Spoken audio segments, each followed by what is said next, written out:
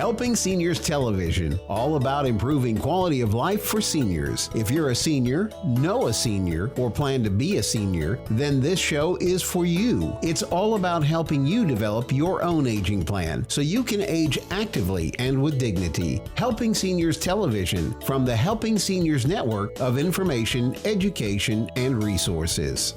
So moving forward, this is all about Knowledge College for Aging, about getting your ducks in a row. And this has always been Joe's battle cry. Talking about Joe Steckler, our president founder, he's the same guy that created the Brevard Alzheimer's Foundation and set that in motion years ago. In the mid-'90s, he got that rolling. And it's Joe's clubs to this day. And then, of course, he got us started 15 years ago.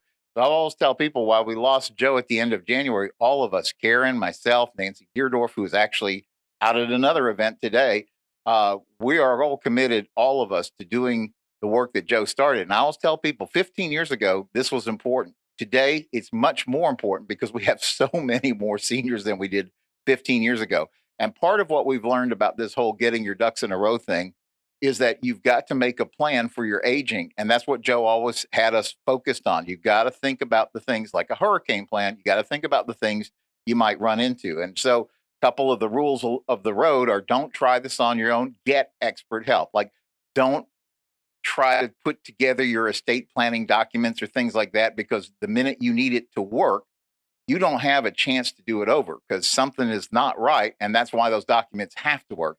You got to talk to folks like Andrew Dye with Law Office of Amy Van Fossen, because they will set you straight. And everybody I've ever talked to that has sat down with Amy and her group of great attorneys, they just say the peace of mind. Just knowing it cuts down the family squabbling. It's just everybody knows it's clear. And you guys, and I'll never forget, Amy said this. She goes, most people run into this stuff once or twice in their lifetime.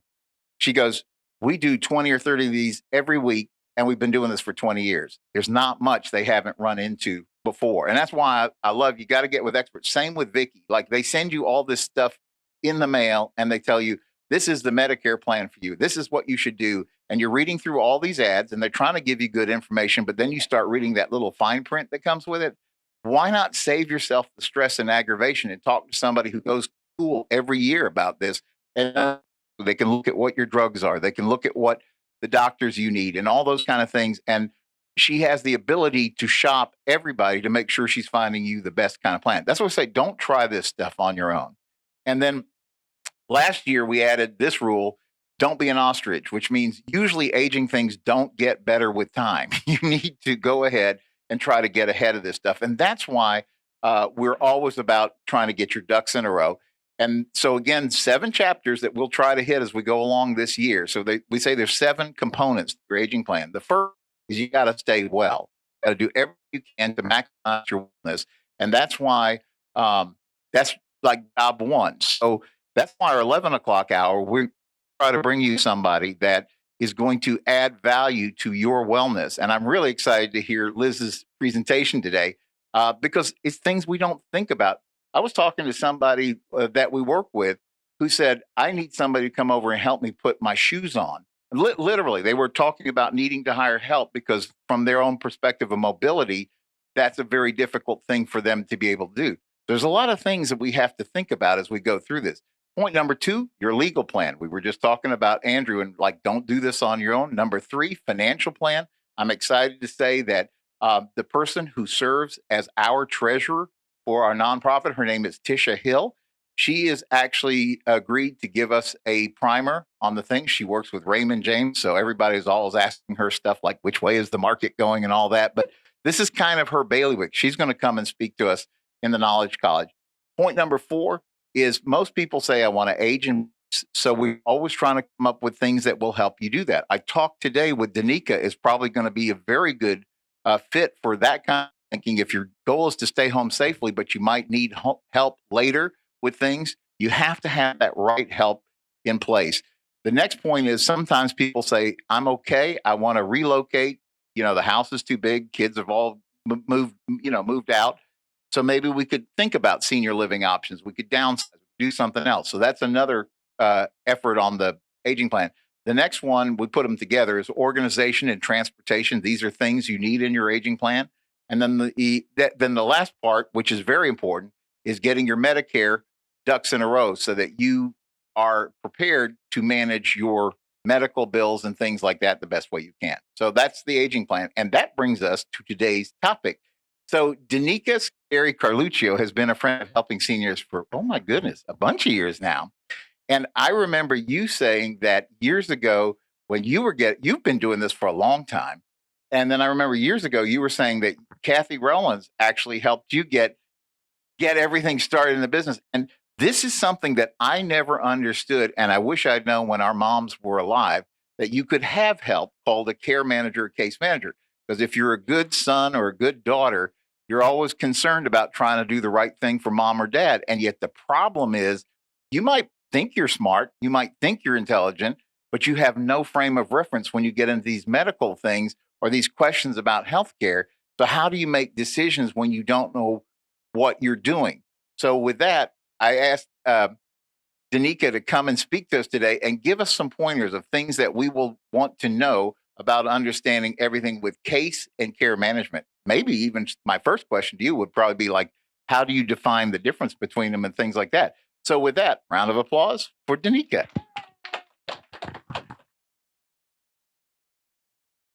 And stay tuned because we'll do door prizes when we get to break. Oh, 7. Wow. Good morning. My name is Danica Scuderi-Carluccio, and I'm the owner of Advocates for the Aging. My speech today is going to be initially interactive. I want to kind of get your arms warmed up, so I'm going to ask some questions. How many of us are aging? Exactly. That is why Advocates for the Aging is for everybody. And we want everyone to know that they should have a plan of care, no matter what your age is. Let's talk about estate planning. Who knows what I mean by estate planning? Those arms again? Okay. How many people have done their estate planning? Oh, I love it. Impressive. And how many people have done their estate planning through an elder law attorney and not online? All right, great. Here's a quick overview, just because I'm going to wrap around in a few minutes why and what case management is good for. I am not an attorney, full disclosure. I leave that to Amy Van Fossen.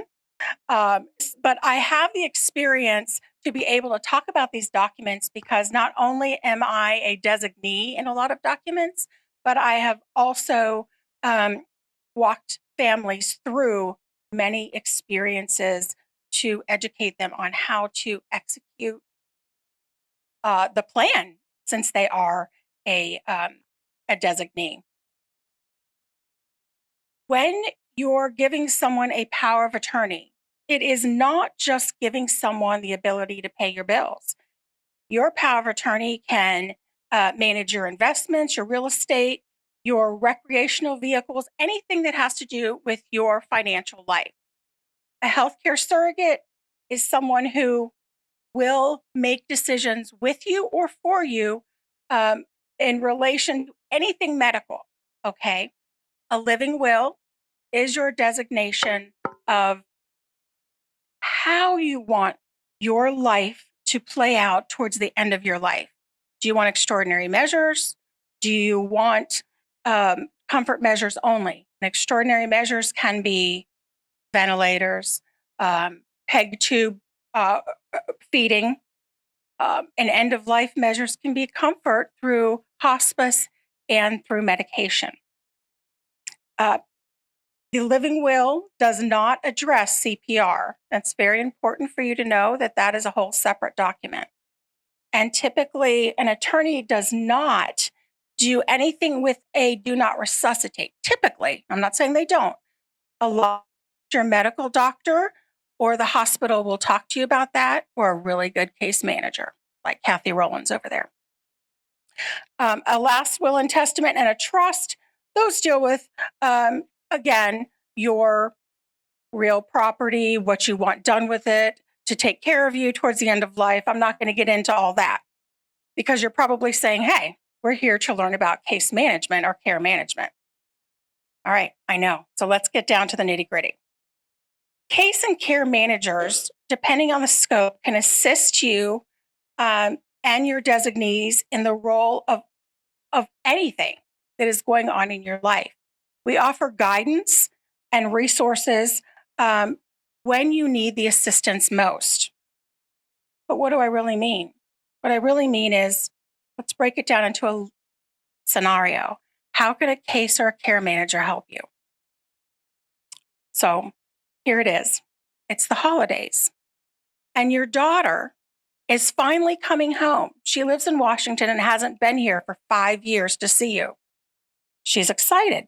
Even though you talk every day, she hasn't been home. So she pulls in the driveway and notices your lawn is overgrown. Your garden is not manicured like it used to be. She chalks it up, maybe the lawn man's sick. She enters the home through an unlocked door. Surprise. She sees piles of trash, overdue bills, and lots of food guarded throughout the home. And she sees you nowhere. She finally finds you asleep in your bed at noon. When she wakes you up, you're very disoriented. You do not even recognize her at first. She's asking, what's going on? Why are you here? Who are you? You're a little startled. Your daughter's a little startled, saying, hey, Mom, what's going on?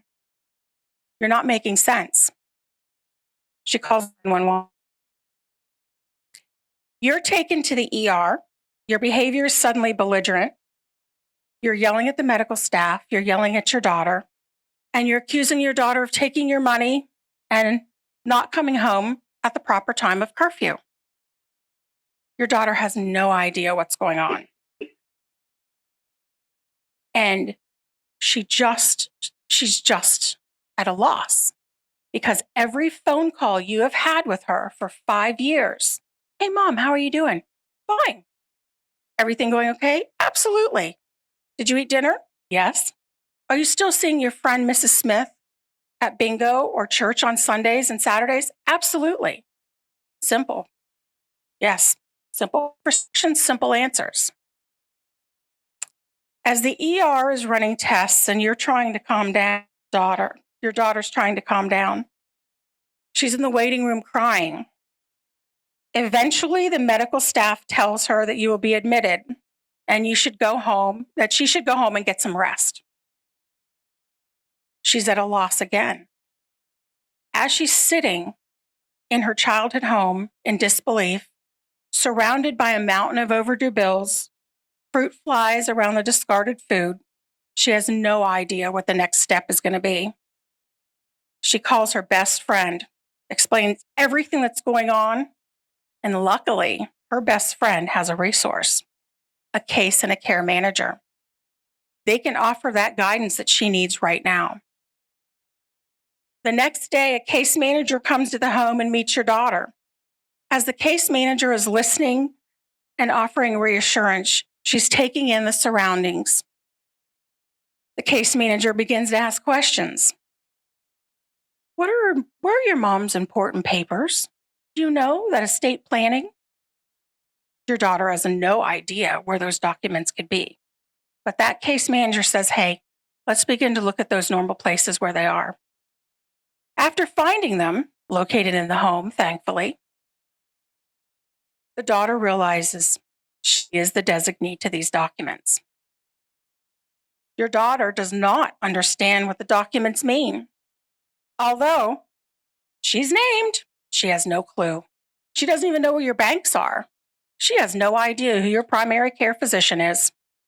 Ironically, this is the time the phone rings, and it's the hospital. They provide an update on your condition, ask if your daughter's able to give consent for treatment. They're not breaking any rules, by the way, of HIPAA, because there's such a thing if you did not have proper estate planning as a healthcare proxy.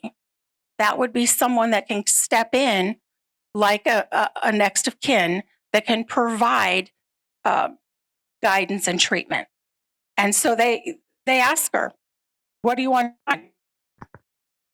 She has no idea, but she gives consent to treat and then looks at the case manager. She hires her right away.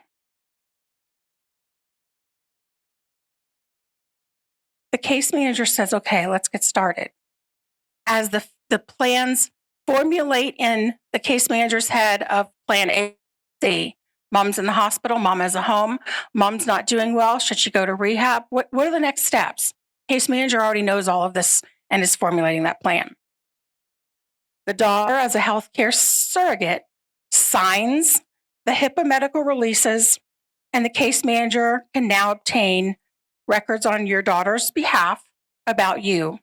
As the daughter heads to the hospital, the case manager gets to work going through paperwork in the home, identifying medical providers, and contacting them for STAT medical records.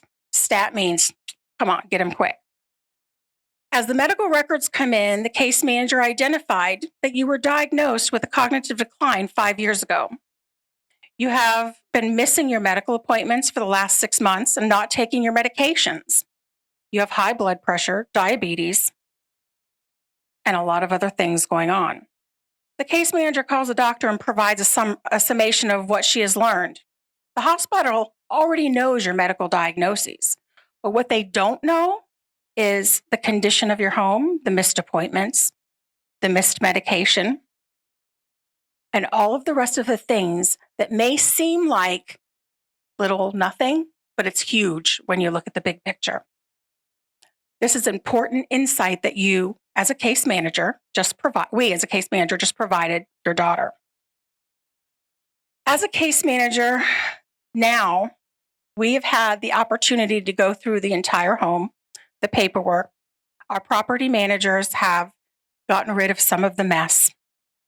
The case manager identified your banks, given the information to the daughter, instructed her to take that power of attorney and put them on file with the banks so your daughter can begin to pay all of those past due bills and access your funds. In the interim, the hospital's been calling. You've been in the hospital now for a few days and they need a discharge plan. Obviously, your daughter has to go back to Washington. She has to take care of you, and she does not have a full picture of your finances yet, and she does not understand what your insurance covers. And what do you mean a discharge plan? Home? The hospital wants you discharged tomorrow. Tomorrow? Again, your daughter's in a panic. She has no idea the resources and what the next steps are. Luckily, she has a case manager or a care manager on her side who's already formulated, like I said, multiple scenarios and multiple plans to be able to and make the appropriate with. The case manager explains to your daughter the various options of rehabilitation facilities, discusses insurance coverage, and offers some guidance. Thank you. As the daughter leaves for Washington to return to her job, she feels a bit of relief because she has someone local to check on you, to work on the various care plans, and to get the house in order, just in case you're going to come back home. Flash forward a few months. Your daughter has a great grip on your finances, bless you. You have the ability to return home. The caregivers are in place. Nurse case managers are visiting and coordinating your medical appointments and medication and making sure your life is as quality full as possible. I wanted to give a specific personal story that happens quite often, because those are the ones that hit home. A seasoned case manager has pretty much experienced all types of challenges related to care, money, faith and discord, decisions on the fly, trying to find out what's next. We've experienced it all if we're seasoned.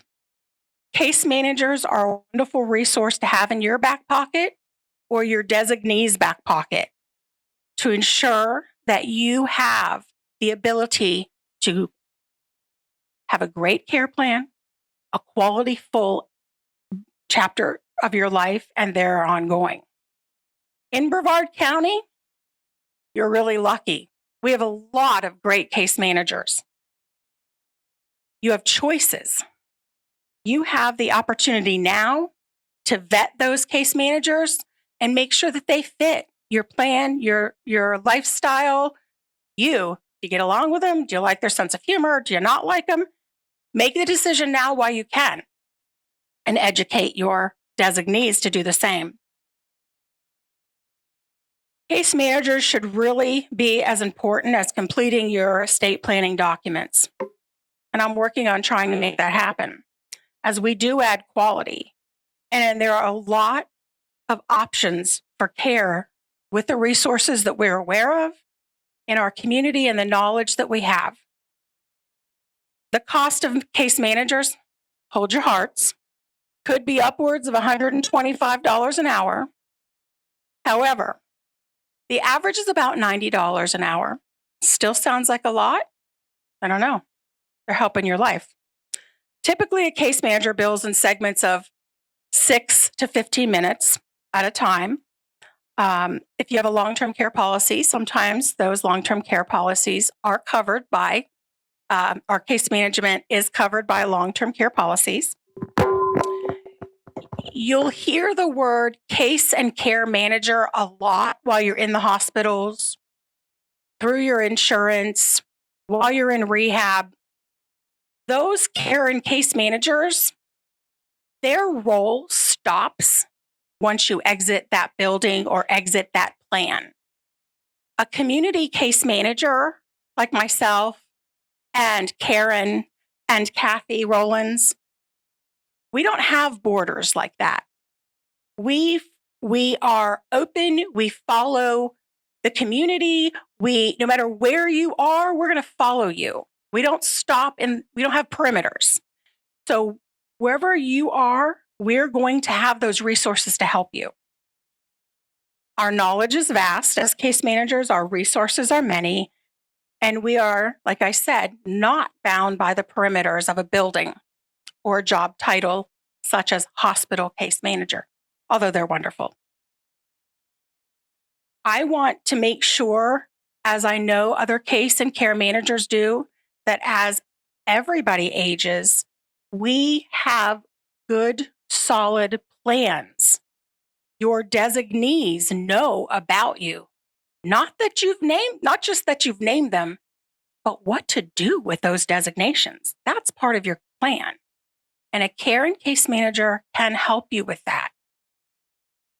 Thank you for the opportunity to speak with you today. Any questions? Could you just share a little bit more? Because I have a feeling it's way more common than any of us realize. So out of all the years that you've been in business, how many times have you gone into what percentage of times that you go into a home, is it, I'm going to say, a disaster? Well, I would say that when I am called and it's a crisis situation, probably about, and Andrew, you have been a case manager. Kathy, you are one, and Karen, I would say it's 80% of the time you're going to find disarray, maybe not the mess that I described, but some kind of disaster happening in that home or behind those doors that you need to address quickly. Am I accurate about 80% of the time?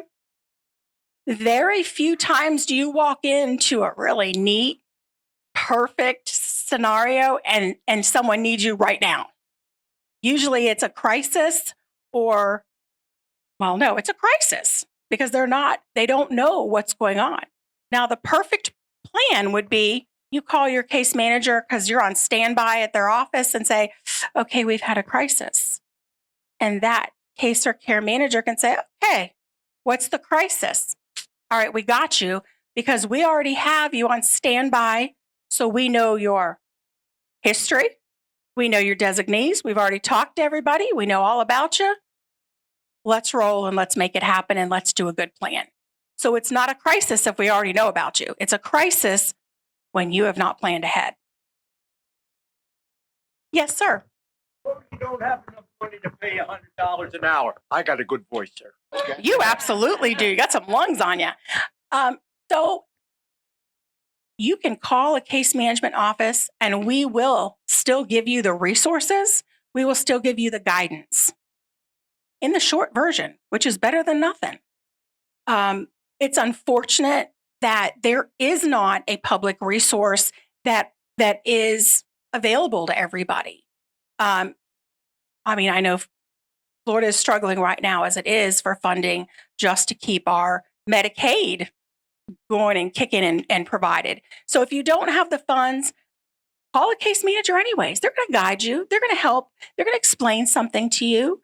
And they do offer, like my company, we have pro bono cases. We do offer some sliding scale depending on the situation and our caseload. So I can't speak for anybody else, but call us. The worst you can get is some free information because we're going to give it to you because case managers are not in the business just for the buck. We're in it because our hearts are in it and we want to make a difference. And you'll see that as you vet the various case management companies in this area, we're in it because our hearts are in it. So you don't have to have the money to get the information. You're welcome. Any other questions? Thank you for your time. So I have a question. I have a question I wanted to bring up because this is from my personal experience, and I really loved how Danica shared the story from the perspective of the daughter or the son coming into the situation and trying to make sense out of the chaos that they've encountered. Because I remember asking this, we've had this conversation before, and some of you may have heard this, but I remember my first experience with my mother in the hospital. And like I said, she's ready to go, but she can't come home safely. So you're going to pick out a skilled nursing facility for your they literally toss a book at me and say, figure out where you're going. And that was my first exposure to a case manager. And at that point, that's all I knew of a case manager. I didn't realize that. And the lady was nice at the hospital. She was just going, by law, I can't tell you, give you a hint, start looking at stars and things like that. And then, maybe pick something close to you and, just trying to say stuff without saying stuff. But it's a whole different level when you have somebody who's in your corner who knows the drill and can advise you on what you should do next. Right. And it's true. Case managers are in and out of a majority of the buildings, be it assisted living, nursing homes, rehabs, independent livings. We are in and out of those buildings a lot. And so we know the good, the bad, the ugly. And believe me, they change. Someone could be great for a year and all of a sudden, management changes. And what happens? The facility goes, whoosh. We're going to be there and we're going to give you that proper information and say, nah, we want to go here. That book that you got from the case manager in the hospital is great. It's a resource, but you want to be in the now and know who's going to provide you with the care you need now. Who's the best for a broken hip in therapy? Who's the best for ankle? What have you?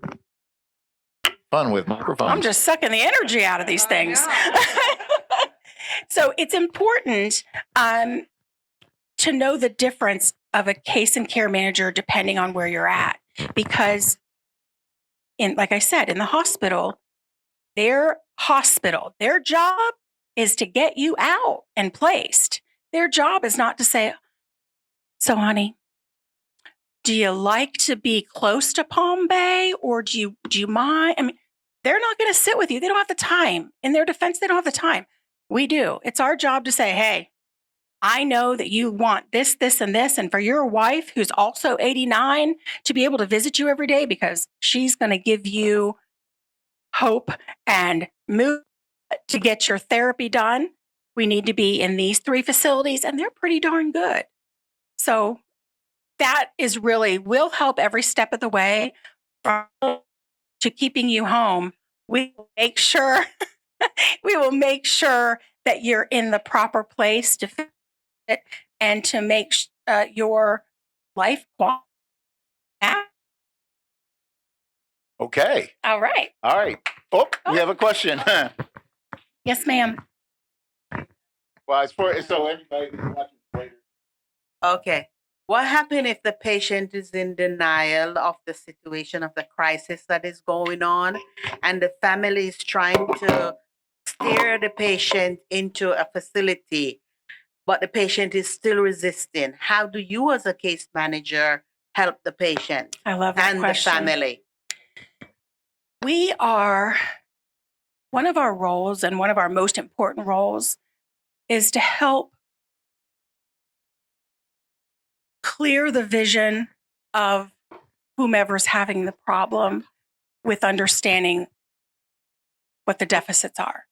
And a lot of times, if it is the client themselves, the elder person themselves, if they do have a cognitive deficit, it is not always possible to clearly make them understand or help them understand what is happening. So the best that we as case managers can do is try very hard to explain to them that this is for the best. This is could be temporary. We walk them through options. We walk them through hope, avenues of hope. We explain to the family that it's very hard to see your own demise. It's very difficult sometimes to look in that mirror and see your own needs. So we try to balance the needs of a client and the wants, but our focus will always be safety first, no matter what. And sometimes the case manager, and I hate to say it like this, but we're the bad guys, because you as the daughter or the wife or the husband, you don't want to say, hey, you're going to rehab, but you know that they need it. So we're that balance for you, because if we need to be the bad guy and say, well, the doctors are recommending you're going to go to an assisted living because you're no longer safe at home and you cannot afford to go home and be safe. We will make that happen with kind, compassionate hands, but we'll make that happen. Is it always accepted while we're trying to balance? No. Sometimes you cannot make somebody understand what's best for them. Or my grandmother, for example, was 100. Come hell or high water, she was not going to leave her home. And she did not care. She wanted a creative solution to remain in her home. We came up with one, but we also have a big Italian family. Everybody, jumped in and took shifts. Not everybody has that. So we really have to try the best we can collectively as a family, as a case manager, as medical providers, provide that client with the best outcome. Are they always happy, like I said? No. But are they safe and have quality? Yes. Thanks. Thank you, Danica. Awesome. I'm Joe Steckler. Thank you for joining our program today. I'd like to remind you that our senior information line is available to you at 321-473-7770. There you can get help and direction that could be helpful for your specific situation or circumstances. The work of helping seniors is very important, but we can't do it alone. That is why our sponsors here in Brevard County are so important. I'd like to thank our many area sponsors, businesses, and medical providers who support the mission of helping seniors that help us carry the cost of our media efforts. If you'd like to join us either as a business partner or simply donate as an individual, we welcome your call at 321-473-7770. You are always welcome to visit our website at www.helpingseniorsofbrevard.org. Thanks so much for your help. It does make a difference.